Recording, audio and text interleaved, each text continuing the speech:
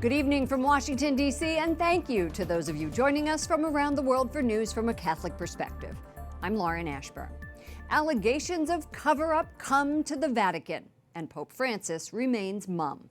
A former Vatican diplomat released a letter this weekend alleging the Pope knew 5 years ago about sexual misconduct allegations against disgraced ex-Cardinal Theodore McCarrick and did nothing about it until recently.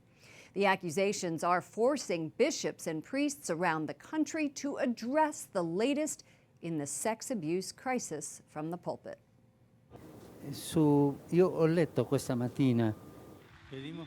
And Francis told reporters aboard the papal plane yesterday he read the letter but won't comment on it. The letter from Archbishop Carlo Vigano comes on the backdrop of the World Meeting of Families, where the Pope celebrated Mass and greeted thousands in Dublin. We will have a report from Ireland coming up. But first, details of the explosive letter by National Catholic Register's Edward Pentin. In a bombshell letter, Archbishop Carlo Vigano urges Pope Francis to resign over what he calls a conspiracy of silence about McCarrick, and he asks the Holy Father to honestly state when he first learned about the crimes committed by McCarrick, who abused his authority with seminarians and priests. The National Catholic Register first published the letter along with LifeSite News on Sunday, as the Pope wrapped up a 2-day visit to Ireland. In the letter, the 77-year-old former Vatican diplomat says previous Vatican secretaries of state under the last 2 popes ignored detailed accusations against McCarrick for years. Vigano writes Pope Benedict XVI eventually sanctioned McCarrick in 2009 or 2010 to a lifetime of penance and prayer. Vigano accuses Pope Francis of knowing about McCarrick's behavior in 2013, but rehabilitating him, a claim of cover-up against the pontiff himself. Vigano insists cardinals and bishops knew about McCarrick's conduct. That included Cardinal Donald Wuerl, McCarrick's successor as Archbishop of Washington, D.C. Archbishop Vigano writes, "I myself brought up the subject with Cardinal Wuerl on several occasions, and certainly didn't need to go into detail because it was immediately clear to me that he was fully aware of it." Archbishop Vigano says his conscience dictates the truth be known, as the corruption has reached the very top of the Church's hierarchy. Last month, Pope Francis accepted McCarrick's resignation as cardinal, following a U.S. Church investigation determining that an accusation was credible that he had sexually abused a minor. Since then, another man has come forward, and several former seminarians say McCarrick sexually abused them. Edward Pentin broke this story and joins us from Rome. Who is Archbishop Vigano? And his critics say he has an axe to grind. Is he credible? A lot of people say that he is, Lauren, because he comes with a history of standing up against corruption here in the Vatican. Back in 2010, 2011, he stood up against financial corruption here, and that's one of the reasons why he was sent to the nunciature in Washington, because some people weren't happy with the truth that he was telling. So he has a history of being a whistleblower. He has a well-known reputation as a man of integrity. In fact, his number 2 at the nunciature came out today saying that he's never worked for somebody better than Archbishop Vigano and as a man of such integrity. So he does seem to have a lot of credibility. Yeah.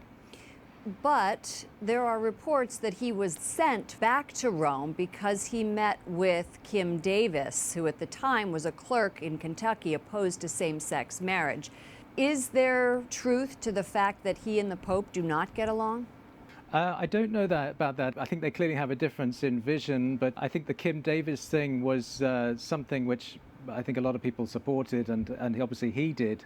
But I think there were people around the Holy Father who didn't like that, and that's where the differences lay. But as far as any personal differences are, whether there are any, I'm not sure whether there are, but certainly perhaps a difference in approach to the way the Church is run.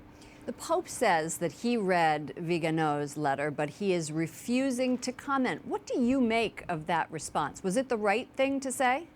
Well, I think it's mainly a sort of stalling tactic, I think, by the Pope. I think this is the general way it's being seen, is that he's wanting to see what us journalists come up with, and whether we can corroborate a lot of the allegations that are made by Archbishop Vigano in his testimony. And I think he was given such a short time that I think he said, well, let's wait and see. Let's wait and see what comes out. And he's sort of handing it over to us, the challenge to us journalists to come up with the truth and see what can be verified and corroborated. Many high-ranking Vatican officials, though, are also implicated in this letter. Is there fallout at the Vatican today? Well, people are really quite quiet about this. There's obviously a lot of discussion whether the Pope might resign because of it or not. The fact that this issue has now gone global, the Cardinal McCarrick or ex-Cardinal McCarrick scandal has now moved from the United States to having a more global audience, a global attention. But also what's being discussed is the safety of Archbishop Vigano. A lot of people are concerned, and he himself is concerned for his own life. He fears that by coming forth with a lot of these allegations, his life is actually in danger. We don't actually know where he's living. So what is the Pope going to do now? You have Archbishop Vigano, who is retired. You have the Pope charged with making sure that the scandal is addressed to the faithful. Yes, I mean, it's impossible to know really what's going to happen. These are completely uncharted territory here. I mean, we've never had this before. We've never had a prelate, at least in modern history, calling for the Pope's resignation. So we don't know what's going to happen here. But I think things are going to continue for the next days and weeks, and we're going to find out generally what sort of revelations can be found from journalistic inquiries, and whether these allegations can be corroborated. I think it all depends really on that, and whether this story continues beyond the next few days. Well, EWTN will be asking those questions. Thank you so much, Edward Pentin, Rome correspondent for EWTN's National Catholic Register. Thank you, Lauren.